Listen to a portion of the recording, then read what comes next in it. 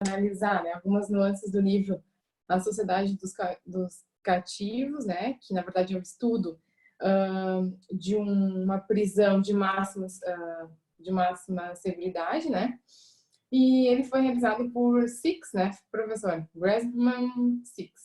Então, olha só, quem que foi esse cara, né? Eu me interessei em saber qual é o que na verdade fazia parte do seu trabalho, da sua rotina, enfim, o que ele realmente, sobre o que ele escrevia e tal. E na verdade ele era um sociólogo, criminólogo, né?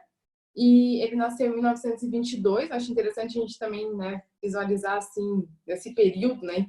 Em que período se deu, né, essa escrita dele, né, essas suas teorias também.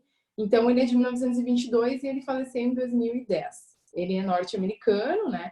E ele escreveu bastante sobre essa questão sociológica e criminológica também dos cárceres e tal, das prisões. Então, a partir dos anos 70, ele reconheceu que havia uma nova onda no pensamento criminológico nos Estados Unidos. E ele acaba chamando essa nova onda de ordem de criminologia, né, como criminologia crítica. Ele passa a discorrer dessa verdade, dessa nova abordagem da criminologia. E ele traz para nós que, na verdade, essa criminologia crítica seria um abandono das teorias anteriores que versavam sobre as características biológicas e psicológicas do criminoso, né? E a partir dessa nova teoria, então, o objetivo era definir o porquê do sujeito se caracterizar como um criminoso e outro não. E aí, a partir disso, né, isso que, na verdade, traz para nós essa criminologia crítica. E ele vê o sistema penal, propriamente dito, como um controle de uma classe sobre a outra. Era mais ou menos essa visão que ele trazia, né? Essa obra, pessoal, é de 1958, né? Essa obra é objeto do nosso estudo agora. E ela trata, então, sobre situações enfrentadas dentro de uma prisão, né? Ela promove o estudo, então, de uma prisão estadual de segurança máxima, que era estabelecida em Nova Jersey. Na verdade, ele é de Nova Jersey. Então, na verdade, ele fez essa abordagem assim. O local em que ele nasceu. Então, na verdade, no livro, né, ele explora algumas situações, assim, como as dores dos presos, vinculadas principalmente ao aprisionamento, né? Ele destaca alguns comportamentos dos agentes prisionais, que são interessantes, que a gente vai mencionar. E ele fala também que, na realidade, não há uma real função de ressocializar o preso. Ele comenta isso bastante no livro dele, e ele traz para nós que, na verdade, há uma ilusão de que o ato de obedecer às regras na cadeia, né, possam fazer com que esse indivíduo venha a, eventualmente, obedecer às regras da sociedade no momento que ele sair da prisão. Então, ele traz para nós que isso, na verdade, seria uma ilusão que se tem, né, principalmente dentro da cadeia e dentro desse poder totalitário que os agentes, enfim, né, promovem em face sobre o preso, né? E ele também fala que, na verdade, esses presos mais cumprem as ordens e regras da cadeia por conta da severidade do cárcere e também diante de algumas promessas e ameaças que eventualmente eles estão submetidos. Então, no início, nos primeiros capítulos, ele destaca na sua obra que somente a partir dos últimos 300 anos é que a privação da liberdade, né, se tornou a arma mais forte do Estado em lidar com os delinquentes. Porque antes disso, ele traz para nós, a gente já mencionou isso em sala de aula, que o processo legal ele se resumia a chicotadas ou a forca. Então, a partir disso, né, essa mudança, né, que se deu diante do crescimento dessas ideias humanitárias e também por conta a questão da liberdade, né, como algo extremamente importante, enfim, eles começaram a verificar que, na verdade, o encarceramento era visto como menos pior que o açoitamento ou mutilações, como eram nas práticas anteriores, mas, ao mesmo tempo, né, a partir dessa importância que se deu à liberdade, retirar ela seria demasiadamente importante e seria capaz, né, de dissuadir o criminoso e também a sociedade para que não cometesse as infrações penais, né? Então, posteriormente, com a Revolução Industrial, se encontrou um atrativo extremamente interessante para o encarceramento, que seria a combinação do castigo com o trabalho penal. Então, a partir daí, então, se tornou mais plausível ainda se entender, né, se visualizar essa questão do encarceramento. Então, a partir dessa época, o criminoso passou a não ser mais torturado, entre aspas, né, pelo Estado, mas sim encarcerado por ele. Então, ele destaca que já naquela época, a detenção, na verdade, invocava a imagem de muitos indivíduos ligados entre si, né, durante muitos anos, por conta dessa questão, né, do seu tempo de cumprimento de pena. E diante disso, ele diz que surge, então, um sistema social entre esses indivíduos. E surge, então, uma ordem social para a resolução dos conflitos dentro do sistema prisional. Então, segundo o autor, né, para compreender o significado do encarceramento, na verdade, primeiro é necessário ver a ida ao cárcere, né, mas como uma questão não somente de muros, celas, né, e fechaduras, que na verdade a gente deve visualizar a prisão como uma sociedade dentro de outra. E é por isso, é esse o objetivo desse livro, né, de verificar, né, promover uma análise a partir deste presídio que ele pôde, né, estar ali com os presos durante, pelo que eu percebi no livro, 3 anos ele fez esse estudo, né, a partir daí tirar o que seria essa sociedade que está ali dentro do presídio, que se forma a partir desse presídio, né. E ele destaca na sua obra, então, a ideia de que o detento deve viver na pobreza por um assunto de política pública. É como se ele fosse um monge involuntário no século XX. Achei bastante interessante essa frase que ele traz para nós. E ele diz também para nós que, na verdade, a prisão existe como um delicado equilíbrio entre a liberdade e a restrição. Então, no início, né, quando ele começa a falar especificamente desse estudo que ele realizou e de como é que funciona a prisão, ele disse para nós que, na verdade, em torno de 300 pessoas na prisão estadual de segurança máxima de Nova Jersey, né, estavam envolvidos na administração de pelo menos 1.200 homens condenados, homens adultos condenados, né, que cumpriam penas que variavam do tempo de 1 ano a toda a vida, né, daqueles condenados. Ele disse, na verdade, trouxe para nós os dados que, na verdade, existiam presos ali por crimes graves, como o latrocínio, mas também crimes leves, como o furto, por exemplo. E ele trouxe para nós o dado também de que 40% dos presos naquela época, em torno de 40%, era 38%, eram negros. E ele promoveu, então, um estudo exploratório, né, dentro dessa prisão, como um sistema social. Mas ele traz para nós que é muito difícil, na verdade, conseguir relatos sinceros, tanto dos agentes quanto dos detentos, por conta dos agentes, principalmente para evitar qualquer tipo de comprometimento, de um drama, né, relacionado ao sistema prisional que poderia surgir a partir de seus relatos.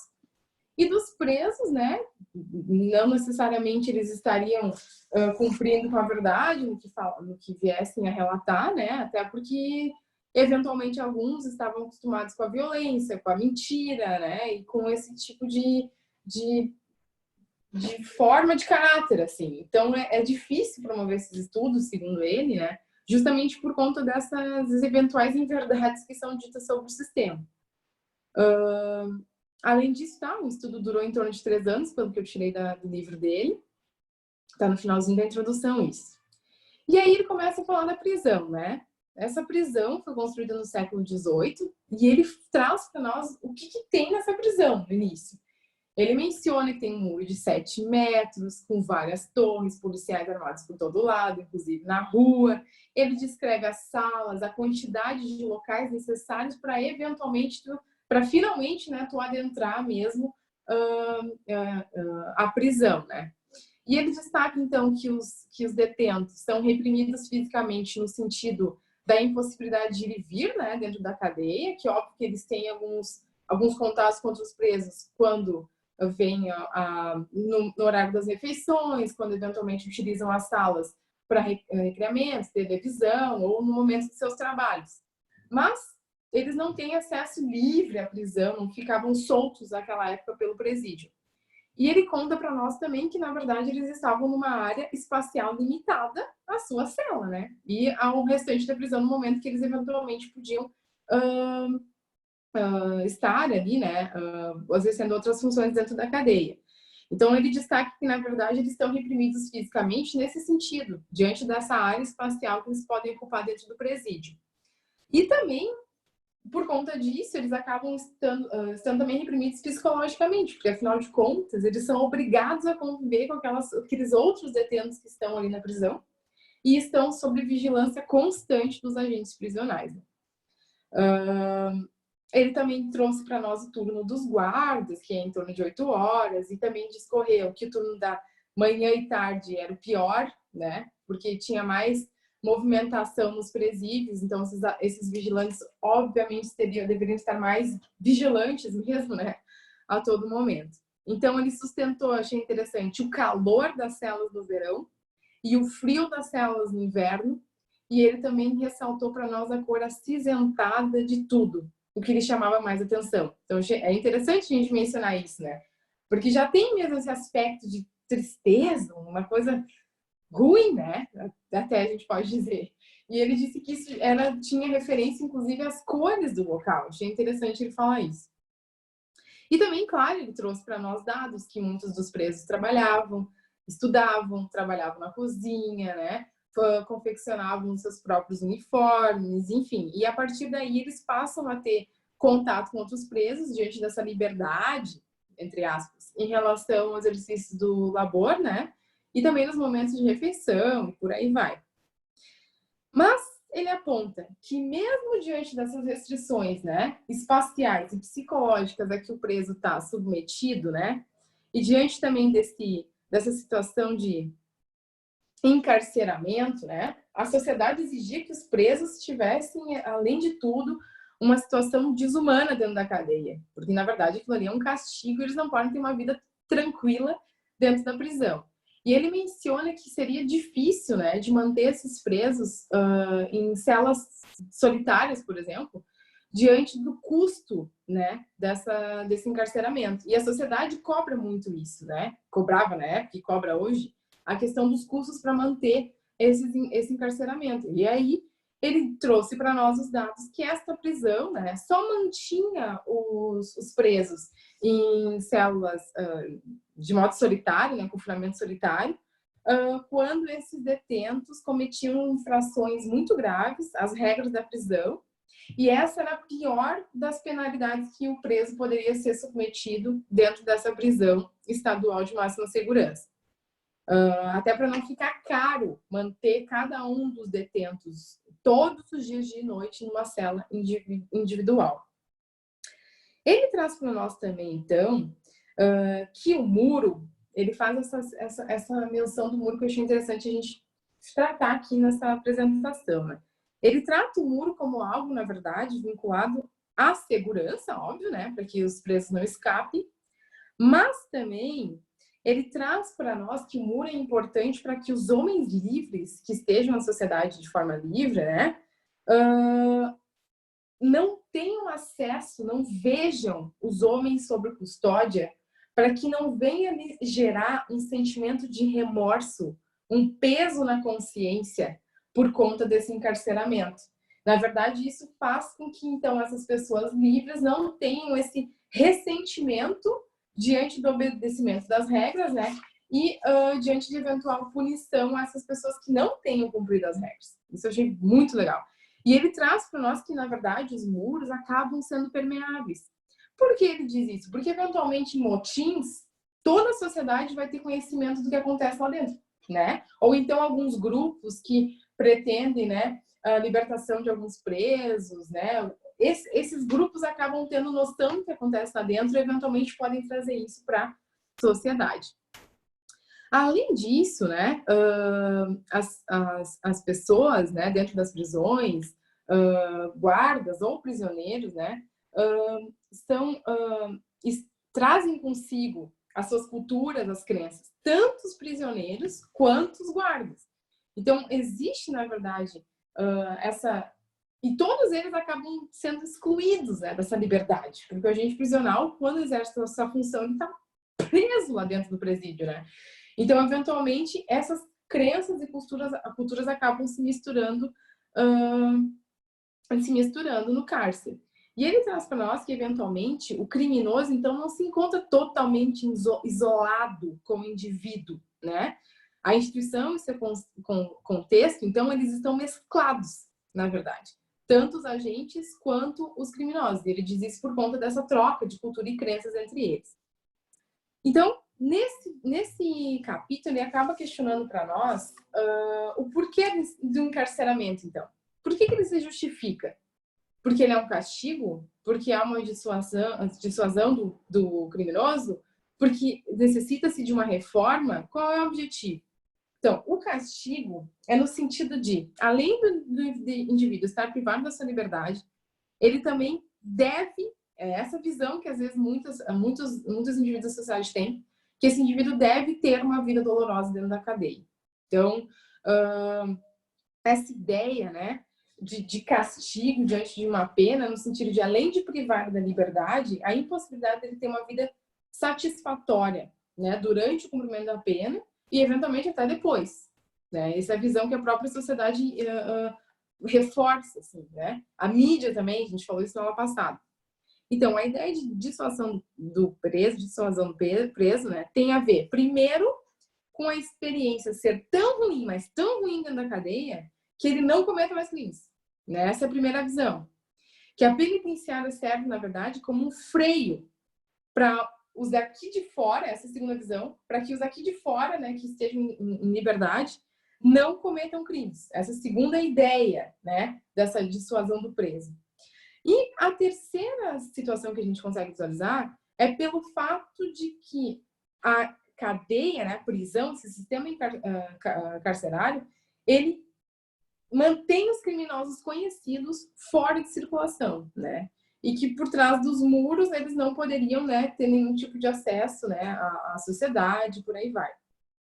Mas o autor questiona também o fato, né, da prisão existir, se isso realmente freia o criminoso em potência. Então ele questiona essa questão da utilização do cárcere como algo no sentido de privar, né, de impedir que demais pessoas aqui livres cometam crimes. Porque ele diz assim que, na verdade, ele questiona se essas regras e se essa forma do sistema penal e esse sistema carcerário realmente façam com que as pessoas deixem de cometer crimes. Além disso, ele traz para nós que, quando visto com o objetivo de reformar o preso, se tem a ideia de que ele é um paciente, isso ele traz para nós, eu achei bastante interessante essa parte. Ele é um paciente que deve ser encarcerado pelo tempo necessário para fins de sua recuperação. É como se fosse um paciente no hospital, assim. E para que, eventualmente, fosse erradicada dele as causas do crime. Então, que durante a prisão, né, diante de terapia, enfim, em contato, né, com psicólogos, psiquiatras, enfim, ele viesse a não cometer mais crimes porque tirou isso da cabeça, entende? Nesse sentido.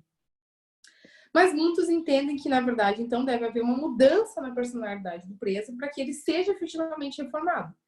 E, para isso, ele deve ser encarcerado num ambiente permissivo e compassivo. Porque diante desse ambiente, sem a hostilidade da cadeia, ele teria a chance de alterar a sua personalidade. Então, eles entendem que a psicologia, o trabalho e a educação são, na verdade, os primeiros passos para a reforma. Mas, isso a gente vai ver que não é bem isso que se praticava, principalmente nessa prisão onde ele promoveu o estudo. Mas, enfim, essas ideias, né, sobre os objetivos apropriados do encarceramento têm a ver com a configuração filosófica da prisão. É essa regra que ele traz para nós. Então, nos próximos capítulos, ele fala de algumas tarefas na prisão. Então, para quem pensa na prisão como um castigo, é necessário encarceramento. E entendem que a mera retirada da liberdade não é suficiente para castigar este preso. Eles entendem que ele deve sofrer efetivamente na cadeia, né? Com regras bastante limitadas em relação à realização das suas atividades dentro da cadeia e outras mais. Depois até quero falar de um caso que a gente conhece aqui na nossa família. Depois eu vou falar sobre isso. Então, eles ainda afirmam, né, que a questão voltada para o trabalho no cárcere, para fins de tornar a prisão autossuficiente, que é uma situação que pode acontecer nas cadeias, nos presídios, e acontecia, né, nesse presídio, nessa prisão que ele foi promover o estudo, que é a possibilidade, né, de se utilizar o trabalho, então, para que todas as necessidades dos presos, né, sejam sanadas dentro mesmo do presídio. Ele faz um questionamento, uma certa relação disso com o trabalho no setor privado. E ele traz nesse livro, bom, de 1958, nos Estados Unidos a visão é um pouco diferente daqui, provavelmente. Mas ele traz que, na verdade, se eventualmente o trabalho do preso fosse levado, né, para fora do setor do sistema ali prisional, enfim, seria ruim para as empresas privadas, diante da questão do preço e por aí vai. Seria algo prejudicial ao sistema privado. Ele traz isso para nós. Além disso, outra problemática, né, em relação às tarefas do cárcere, tem relação com as rebeliões, com eventuais revoltas individuais dos presos. E para manter a ordem, né, os agentes prisionais devem ser cada vez mais rígidos. E aí, diante disso, diante dessa rigidez, né, e dessa eventual impossibilidade de exercer as atividades dentro da cadeia de forma mais pacífica, mais tranquila, eles dizem que há um choque disso com os princípios da reabilitação por conta dessas hostilidades. Então, não tem como reabilitar um preso se ele está cercado de hostilidade o tempo inteiro. Ele não irá conseguir se reformar mesmo, que é o objetivo da reforma. Tu precisa ter um ambiente tranquilinho, de boinha, para que eventualmente esse cara no futuro saia da prisão com essa visão psicológica diferente das coisas, entende?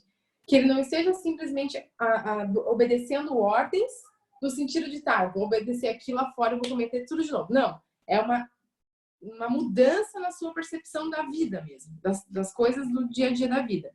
Então, entre as tarefas da prisão, ele destaca a constante vigilância dos guardas contra possíveis tentativas de fuga.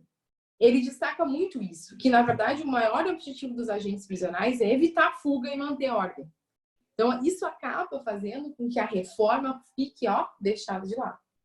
Então, em que pese poucos pensem no ato de fugir, porque ele diz isso, não são todos os presos que querem efetivamente fugir, né? Os agentes prisionais não têm como adivinhar quem tem vontade ou não. E diante disso, eles são hostis com todos os presos. E essa preocupação constante. Ele até traz para nós que naquele período ali, do turno, né, dos policiais, que é mais agitado, assim, que é no período da manhã e da tarde, eles dizem que os vigilantes ficam em constante vigília mesmo, em constante atenção para ver se nada vai acontecer de um motim ou algo numa tentativa de fuga. Então, eles acabam dizendo que por conta disso, qualquer atividade do preso, mesmo que mais inocente, que pareça mais inocente, né, ela está proibida por conta disso. E isso transforma um ambiente muito hostil. Então, a custódia e evitar as fugas é a primeira principal tarefa do cárcere, da prisão. A segunda é a manter a ordem. Muitas regras internas da prisão devem ser seguidas para evitar a desordem. Muitas são criadas, inclusive. Não são só as leis que a gente verifica, né? São também as regras criadas dentro do presídio. Tanto que essa prisão que ele estudou tem um manual do detento, que ele tem conhecimento assim que chega, né, na prisão. Então, na prisão, os detentos devem seguir um manual que possui várias regras, né? Enfim. E é tudo muito rígido, porque se assim não for, eles entendem que no piscar de olhos pode haver uma tentativa de fuga, uma tentativa de motim, e por aí vai. O que se justifica, eles entendem, porque são homens acostumados com a violência e com atividades antissociais. E diante disso, teria que ter regras mais firmes mesmo. Então, o trabalho e os objetos produzidos, né, pelos presos, ele reforça que não poderiam competir com o mercado privado, e aí dessa forma o trabalho dos presos serve, na verdade, para a própria instituição, né? Metade dos presos lá naquele presídio que ele realizou o estudo, né, que estavam encarcerados, exerciam trabalho dentro da cadeia, né? E muitos, entre eles 300 homens, não exerciam nenhum tipo de atividade. E ele dizia que não era fácil mesmo, os agentes tratavam disso para ele, que não é fácil mesmo obrigar esses homens ao trabalho. E que mesmo ameaças, enfim, não contribuíam para isso. E nem a tentativa de conceder eventual regalia. Até porque depois eles não conseguem cumprir essas regalias. E ele traz para nós também que eventualmente não é interessante tu penalizar de forma muito grave determinado sujeito detento, porque eventualmente esse cara pode ser visto como herói. E aí tu detona com tudo, né? Então tu começa a instabilizar a situação. Então, e ele diz para nós o seguinte, que as tarefas, então, para a reforma especificamente do preso, elas são desvirtuadas. No sentido que ganha força a ideia de que o preso deve obedecer na cadeia para sair da cadeia e continuar obedecendo, né, as regras da sociedade. Mas o objetivo, na verdade, seria o controle físico do preso durante o carceramento, e não da sua mente. E o que se pretenderia de verdade com a reforma seria, antes de manter a ordem, o sentido de impor educação, trabalho, etc. E não somente se preocupar com manter a ordem. E aí, diante dessa constante, né, referência e preocupação em manter a ordem, é que eventualmente se perde essa questão de reforma. Se deixa de lado essa questão da influência em relação ao trabalho, em relação à educação, e por conta disso acaba se perdendo isso, sabe? E então, o que parece que seria mais importante dentro dos muros, então, não é a reabilitação do preso, mas é a ordem, é manter a ordem e evitar as tentativas de fuga. Então, ele critica também o poder absoluto dos administradores no cárcere e aponta várias falhas, como o desvio dos agentes, por exemplo, né, diante de eventual corrupção. Ele traz para nós que o poder desses caras está longe de ser ilimitado. Então, isso pode gerar mais ainda, né, uma hostilidade dentro da cadeia, né? Muitos presos reclamam de diversas situações que são impostas ali diante dessa situação, né, do próprio exercício desse poder absoluto, né, que pode eventualmente prejudicar, na verdade, muito mais do que beneficiar esse encarceramento, essa situação dentro do cárcere, né. Ele traz para nós também que há uma falta de senso de dever entre os que são mantidos ali, né, os cativos. Também ele fala dessa questão da coerção constante. Ele traz para nós que há um prejuízo também em relação aos agentes que não são efetivamente tipo, servidores do Estado, por exemplo, né, que seriam como se fossem nossos terceirizados aqui, que também não é bom, porque eventualmente eles podem, né, sucumbir à corrupção dentro da cadeia. Enfim, ele questiona muito essa falha do poder estatal, né, ali dentro da prisão. Questiona bastante isso. Que mais? Além disso, ele diz o seguinte para nós, que em que pese a existência de milhares de regras, tanto a legislação, né, como as regras da cadeia, mesmo assim, dentro da prisão, acontecem diversos episódios de violência, roubo, fraude, enfim, várias situações que dentro da instituição ainda são perpetuadas, mesmo a gente tendo todos esses tipos de regra. Né? E ele critica também os castigos, né, que podem ser praticados, porque eventualmente eles podem tornar o preso um herói, e aí eventualmente, né, cai por terra todas as demais tentativas de opressão dos presos. E também ele ressalta, então, que esses agentes, além de eventualmente não fazerem parte efetivamente do sistema carcerário, não têm intenção de promover efetivamente as regras, enfim, dentro do cárcere. E no final, ali, né, no final dos capítulos que o prof nos passou para nós estudarmos, né, ele destaca, então, o sofrimento do encarceramento. E esse sofrimento do encarceramento está voltado a várias situações, né? São as dores do aprisionamento, na verdade. Tem relação com a privação da liberdade? Sim, óbvio, é a primeira das dores. A privação da liberdade, de não poder ter o contato com as pessoas, né, de fora, não poder exercer efetivamente, né, seu ir e vir, seu direito de ir e vir, a situação também em relação a eventual né, contato com as pessoas que eventualmente ficaram, que estão livres, porque as pessoas deixam de visitar os presos. Ele diz que 47% dos presos naquela época não recebiam visita alguma. Então, é uma situação que essa privação de liberdade vai causando uma solidão, vai causando várias situações para o encarcerado, né, para o preso, para o detento, até vinculado à sua autoestima, né, a várias situações que ele comenta ali no livro. Mas ele trata para nós também, especificamente, uma situação das dores referentes à privação das relações sexuais. Porque ele diz para nós que naquela cadeia, naquela época específica, a gente não sabe como é hoje, mas ele até cita que era diferente da América Latina já naquele momento, que as pessoas não poderiam, os presos não poderiam, então, ter aquela visita íntima, né? Que a gente tem aqui no Brasil, por exemplo, não estavam privados disso. É como se fosse uma castração social, né? Promovida pelo Estado diante dessa impossibilidade de haver essas relações sexuais. E ele disse que isso trazia muita ansiedade para os presos, né?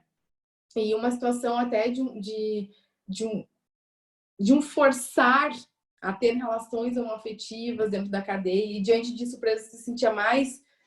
Quem eventualmente, né, não gostaria de ter esse tipo de relação se sentia mais oprimido ainda, culpado por uma situação assim que, óbvio que não tem culpa nenhuma, né? Mas naquela visão, ainda mais na década de 1958, que, né, era tudo um tabu, então era pior ainda. Além disso, ele traz para nós também essa privação de autonomia, né? Diante das regras e da ordem constantemente, né? Imposta a eles, né? Para controlar suas atividades, enfim, dentro do cárcere. Também ele traz para nós a privação da segurança. Loucura a gente pensar isso, né? Pô, os caras estão dentro de um muro que é mais seguro que eles. Imagina, né? Todo tipo de violência ocorre dentro das cadeias, né? Daquela prisão específica também ele trouxe para nós. Então, diante disso, muitos presos se sentiam inseguros lá dentro, porque estavam, né, constantemente obrigados a se relacionar com outros presos, muito mais violentos que eles, inclusive, e que eventualmente e agressivos também. Então, havia uma perda dessa sensação de segurança que trazia mais ansiedade ainda para o preso, né? Então, ele conclui para nós, nessa etapa, que, na verdade, então, esse sofrimento não se limita à perda da liberdade, né? Ele tem várias outras situações que, eventualmente, se consegue visualizar em relação a essas pessoas que estão encarceradas. Então, tem a questão de liberdade, tem a questão de bens e serviços, de estar fora desse sistema. Eles não tinham possibilidade de gastar mais de $25, se eu não me engano, por mês, em sabonete, em cigarro, enfim, tinha um limite, inclusive, em relação a isso. Por mais que trabalhassem ou que tivessem dinheiro. Então, tem essa questão da privação das relações heterossexuais, da sua autonomia e da segurança. Então, ele traz para nós que essas dores do aprisionamento trazem várias dificuldades a serem enfrentadas pelos detentos, né? E também prejuízos para na esfera psicológica do preso, né? E diante disso, se a gente for fazer essa visão, né, com todo o resto que a gente viu nos outros capítulos, é óbvio que a ressocialização desse cara vai ser difícil, né? A readaptação dele e a reforma dessa pessoa, né? Trazer ele de volta para si, afastar ele do crime, diante dessas circunstâncias, né? Essas dores que ele sente, óbvio que vão ser muito mais difíceis, né? Essa etapa de ressocializar esse cara e trazer ele de volta para a sociedade no sentido de não apenas cumprir as regras por uma questão de autoridade, mas também por conta da sua própria mudança de personalidade. Fica difícil mudar a personalidade nesse sentido. E aí, eu paro a fala do livro, mas eu gostaria só de comentar que, claro, eu sempre comento os meus trabalhos com meu marido, né? E ele disse, por que tu não fala da minha experiência no Enem? Então, olha só, o Fred, meu marido, ele é advogado, mas ele também coordena algumas aplicações de provas do Enem. E ano passado, ele aplicou a prova do Enem no presídio aqui de Tubarão. Ele que coordenou a aplicação da prova.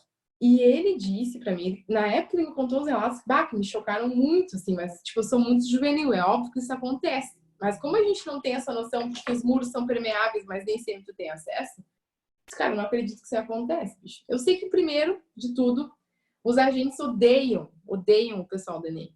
porque eles dizem que esses caras que estão ali não deveriam ter direito de fazer o Enem. Já começa por aí. O Fred diz que eles olham torto para o pessoal do Enem, justamente porque não consideram legítima essa possibilidade de eles efetuarem a prova. Para que estudar, né? Que permaneçam ali. Além disso, o Fred comentou comigo que ele passava por cima, assim, né? No mesmo local que os agentes, por cima dos presos, né? E que, eventualmente, ele se deparou no momento com uma caixa de luz, que é tipo assim, uns disjuntores, sabe? De luz.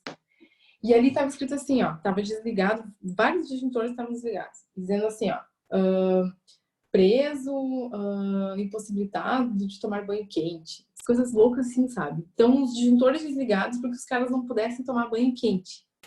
Aí tinha uma outra planilha, esse preso não pode tomar banho de sol, esse preso tem uma restrição alimentar. Tipo, no sentido não de cuidar da saúde dele, né? No sentido de restringir a alimentação como uma punição, pão e água, como ele até cita no livro aqui. Então, várias situações assim, e eu disse, meu Deus, como é que essas coisas ainda acontecem, né? A gente tem... Tudo bem, o cara pode ter cometido um estupro, que é algo que eu abomino. Mas, querendo ou não, o cara tem direitos, entendeu? Então, tipo, a questão de tomar um banho quente, bicho, isso aí não... Eu sei, tá, eu tô fazendo muito drama, mas, pô, é uma questão de dignidade, sabe? Tu poder tomar um banho, poder comer uma comida que não seja pão com água. E assim, a gente sabe que os nossos presídios não têm dignidade nenhuma, porque tem 100 mil pessoas numa cela só.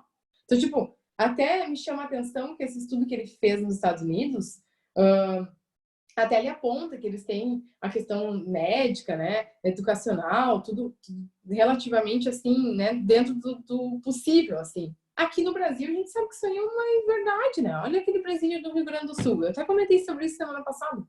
As pessoas caindo para fora das celas. Então, como é que tu vai ressocializar esse cara? Tu nunca vai ressocializar. Chego total à conclusão de que o nosso sistema carcerário, né, com esse estudo e tal, ele é muito voltado pelo castigo mesmo e naquela visão da sociedade de que o preso tem que sofrer mesmo, independente do crime que ele tenha praticado. A gente tem que lembrar que muitos desses caras que estão no sistema prisional são pessoas que roubaram galinha, né? Tem bastante. E aí, pô, fazer esse cara sofrer mais do que perder sua liberdade é uma situação para se pensar, né? Mas então tá, eu agradeço.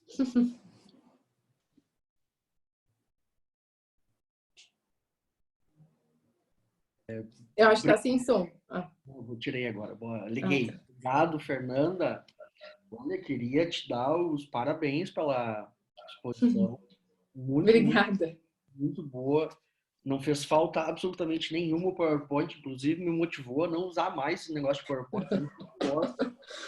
Comecei a usar o PowerPoint justamente por conta dessas aulas que a gente tem tido, né? Mas Sim. pela tua exposição deu para ver que dá para dar uma aula tranquilamente sem usar o PowerPoint, pelo menos no mestrado. Obrigada. Inclusive, e o teu sotaque gaúcho maravilhoso, né? Fazia tempo que eu não ouvia, fazia tempo que eu não ouvia, eu sou muito juvenil, é muito bacana. Ainda bem que não tive chance de falar caiu meus buchados do bolso, né? O resto. Muito, muito bom, Fernanda. Obrigado. Eu que agradeço. Eu vou começar a rodada, né, de debate antes de abrir. Mas assim, eu acho que tu pontuou muito bem várias coisas, né, do livro, né, pelo menos dessa parte que a gente se propôs a estudar. Na verdade, é uma pena, né, que não é que não desce, né, mas acaba, queira ou não, uma aula por semana, né, uma leitura por semana, ficaria pesado pegar um livro inteiro por semana, mas é um livro que valia a pena ter lido todo, né, e ter feito a discussão dele inteiro. E aí eu queria pegar algumas questões, assim, porque se a gente for ver, né, e aí eu queria depois, né, que o Alex pudesse falar um pouquinho também, porque, na verdade, é um tema que trata praticamente, claro, numa linha, né, não é a mesma linha, etc., mas ele vai abordar muitas das coisas que depois seriam aprofundadas e me parece que, né, seriam aprofundadas pelo Foucault no Vigiar e Punir. Né? O Vigiar e Punir, em alguma medida, me parece que vai dar continuidade a isso aqui, talvez não intencionalmente, né? O Vigiar e Punir, ele avança um pouco, mas muitas das coisas que a gente tem como surgindo com o Vigiar e Punir, né, na verdade, aqui no Grushan Six ele já aparece em 58, ou seja, 20 anos antes, assim, né? Ou seja, muitas das coisas eu achei muito bacana. Tu fez uma leitura, para quem não é da área, para quem, né, que é da área do civil e tal, tu fez uma leitura perfeita, tá? E eu queria chamar a atenção de alguns pontos que aí, óbvio, né, e a partir da minha leitura e a partir dos interesses de pesquisa que eu tenho, né? Ficou muito claro na tua fala, mas só para a gente pegar e suscitar como algumas coisas para discussão mesmo, né? Uma das coisas, né, que tu coloca muito bem, tanto no início da tua fala quanto no final, que é um ponto que ele vai situar ali, bem no início do primeiro capítulo, né, em que ele vai apontar afinal de contas, por que efetivamente a gente tem a prisão? Né? É para dissuadir, é para recuperar, é para diminuir crime, ou seja, são as 3 razões pelas quais a gente tem a prisão. Opa, mas só um pouquinho. Ela não consegue cumprir com nenhuma delas. Né? Ela não dissuade, ela não recupera e ela não diminui o índice da criminalidade. Então, por que a gente tem a prisão? Né? E aí, então, ele começa a desenvolver alguns outros elementos, né, que a gente poderia dizer aqui. A ideia de recuperar, dissuadir, né, e diminuir o índice da criminalidade é o que a professora Vera, ele não vai utilizar essa denominação, é uma denominação que vai aparecer no Foucault, né, no Vigiar e Punir, que é a questão, né, das funções declaradas. Né? Seriam essas as funções declaradas da pena. Né? A pena se fundamenta, a pena se legitima a partir do discurso da dissuasão, da recuperação e da diminuição de índice de criminalidade. Opa, mas só um pouquinho. Ela não cumpre nenhuma dessas 3. Afinal de contas, efetivamente, por que a gente tem essa coisa chamada prisão? Né?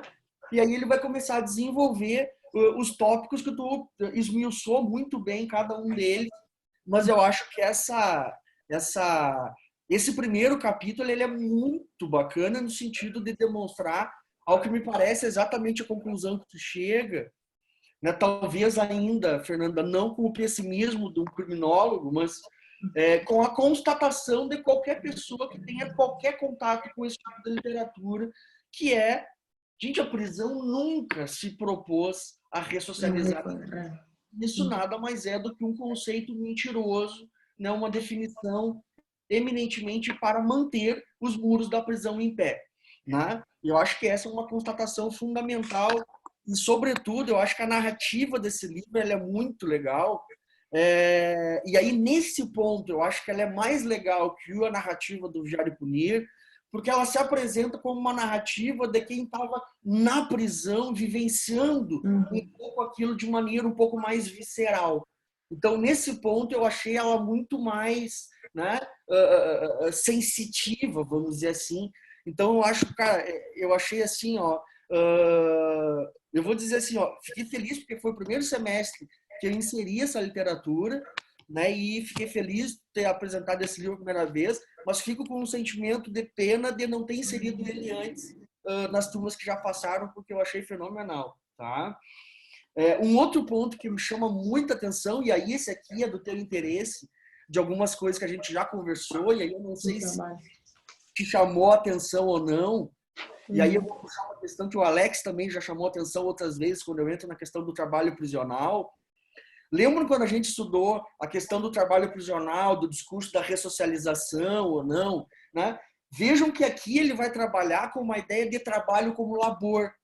Né? E aqui ele vai trabalhar uma ideia de trabalho como trabalho para a manutenção da própria estrutura prisional. Né? Ou seja, é o trabalho da limpeza, é o trabalho da comida, é o trabalho de obrigar eles a manter o próprio asseio e o asseio da sala. Né? Ou seja, é o trabalho como uma parcela dos escravos faziam no século XIX, por exemplo, né? A escrava que trabalhava na Casa Grande, por exemplo. Né? Esse era o chamado labor, né? Era o escravo do labor. Né? Daquela ideia da Hannah Arendt lá que o Alex sempre me chama a atenção. Isso eu achei muito bacana. Mas vejam que ele está falando de 58. Né? E aí lembram quando a gente conversou em sala de aula aqui é o momento de que eu não preciso da mão de obra desse cara. Eu preciso que ele introjete a ideologia do trabalho. Eu preciso dessa coisa ideologizante. A partir da década de 70, sobretudo da década de 80, quando os Estados Unidos vai começar a investir no complexo industrial prisional, eu já quero uma prisão produtiva, e aí eu quero o cara que produz e vai competir no mercado. Né? Ou seja, daí não é mais labor, né? Daí é operário mesmo. Né? E eu achei muito interessante que isso apareceu de maneira bastante clara na tua fala, e eu acho que aqui pode estar o paper da Fernanda no final do semestre. Né? Ou seja, eu acho que pegar esse elemento aqui, Fernanda, seria um prazer para mim. Eu acho que a gente poderia pegar e exatamente explorar isso aqui, né? Que é uma coisa que tu gosta, que está afinada com o que tu vai fazer em termos de pesquisa. Ou seja, é uma coisa que daqui a pouco, de alguma forma ou não, vai aparecer um pouquinho na tua dissertação, e eu ia ficar muito contente. Assim, eu acho que é uma coisa que foi novidade para ti, e eu achei fenomenal esse ponto aqui. Com certeza, prof. Um outro ponto que eu achei muito bacana também, eu escrevi um artigo que foi publicado na Argentina. No Brasil ele não está publicado ainda, que é um pouco que eu estou trabalhando de sensibilidade à violência. O Alex sabe, né? Muito embora ele discorde um pouquinho. Aquele texto, Alex, que eu publiquei em La Plata, a partir da questão do Norbert Elias e do David Garland.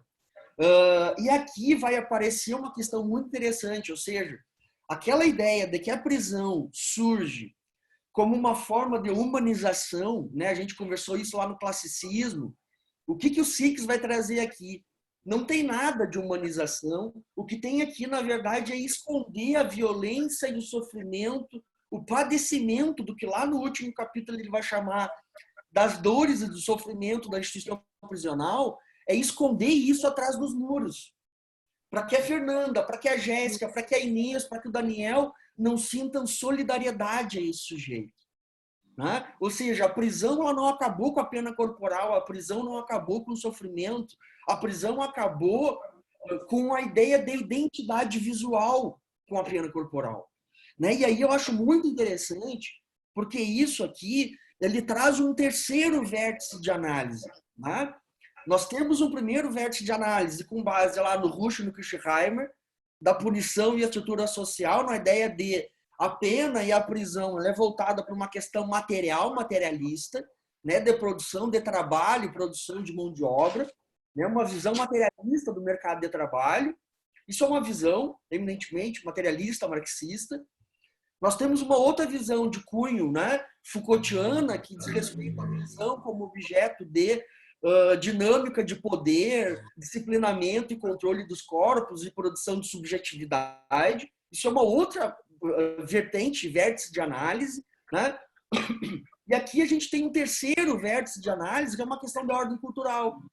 Ou seja, as penas, durante o antigo regime, elas se davam como uma questão de um significativo apelo e sensibilidade à violência. Né? As pessoas iam para a praça pública comemorar uma amputação, né? Assistir aquilo como um circo.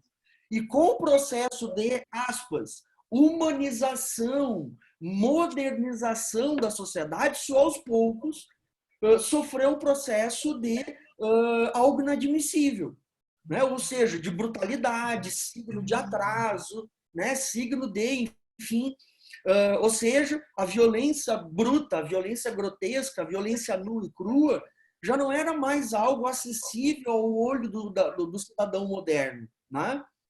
Em grande medida, isso acompanha exatamente também a construção da prisão, no sentido de, né, as pessoas apanham, as pessoas sofrem violência sexual, as pessoas adoecem e morrem de doenças absurdamente dolorosas, mas elas não estão vendo, nós não as estamos vendo.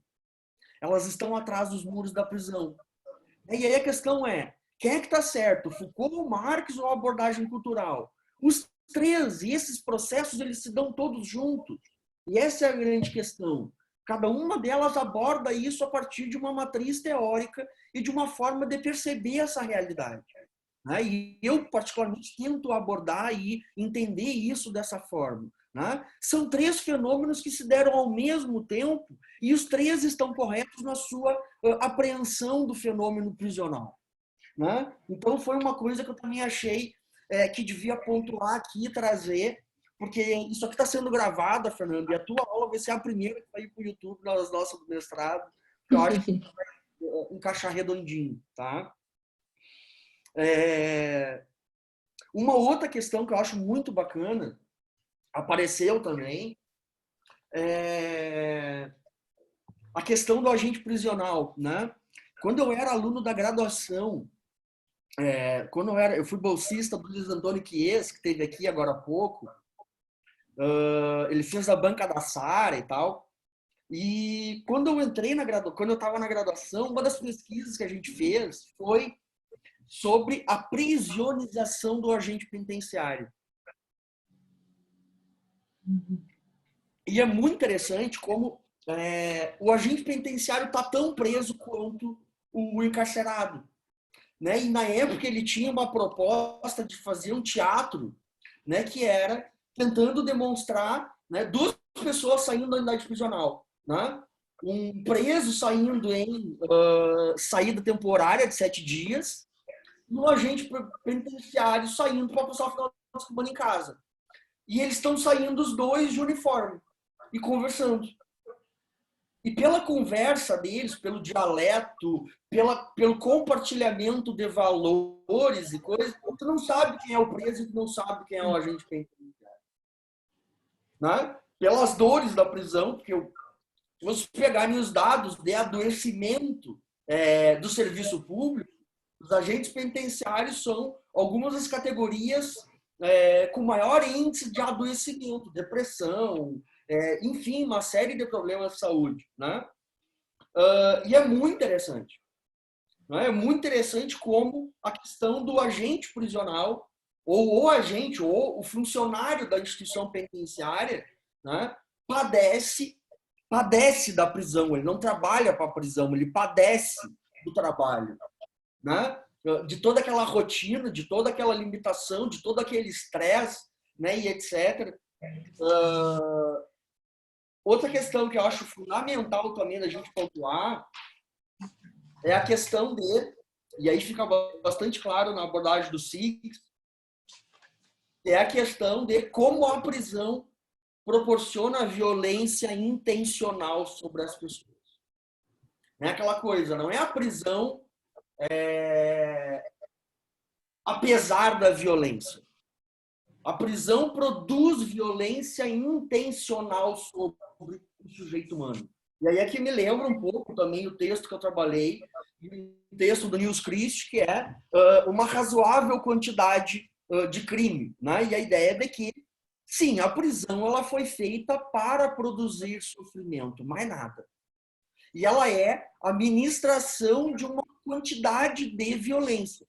Assim como a gente tolerava produzir violência a um sujeito humano, de arrancar dele uma mão, atualmente a gente aceita humanamente, a gente aceita racionalmente submeter essa pessoa a uma pena de 40 anos da reclusão. A gente aceita isso racionalmente. Ainda que a gente saiba que isso vá resultar em feridas, em dores, que ela nunca mais vai superar. Né? Então, eu acho isso ficou bastante claro na tua apresentação e no livro, e eu acho que é uma coisa também para a gente pegar e discutir. Né? E aí, o último ponto aqui, que eu achei muito bacana que tu trouxe, é a questão da limitação dentre tantas limitações, né? Uma delas a limitação da questão sexual. Né? E aí tu deu um relato, e eu vou trazer, só para a gente fomentar o debate, eu vou trazer um relato como advogado da nossa penitenciária sul aqui, né? E grande, a maioria das detentas, elas são transferidas, né? Da região de Joinville, da região da Serra e etc. E tem uma regra não escrita, né? Porque é muito comum na penitenciária feminina de ter muita relação homoafetiva. Né? E aí, elas têm uma regra não escrita, né? Dentro da administração prisional. Se elas começarem a namorar, e é muito comum elas começarem a namorar colegas de cela, né? Como uma forma de afago, né? A questão do não receber visita, né? O índice de mulheres que não recebem visita pode chegar a 80%, né? De mulheres que estão presas que nunca receberam uma visita desde que estão presas, né? Sendo que, em geral, os homens recebem visita da esposa, da irmã, da mãe, das filhas, né? A mulher, em geral, ela é abandonada dentro de uma instituição prisional, né? E aí, então, a pessoa necessita de um apoio, e muitas vezes esse apoio é uma relação afetiva, né? Dentro da própria cela, dentro da unidade prisional. E é muito comum, Fernanda, dentro das unidades prisionais, se a unidade descobrir que duas colegas de cela estão tendo uma relação amorosa, elas vão ser separadas, se não transferidas. Qual é a finalidade disso? Nenhuma. Provocador? A lógica de castração. E aí o Foucault vai trabalhar muito bem isso, né, Alex? Né, a questão da sexualidade, o controle da sexualidade.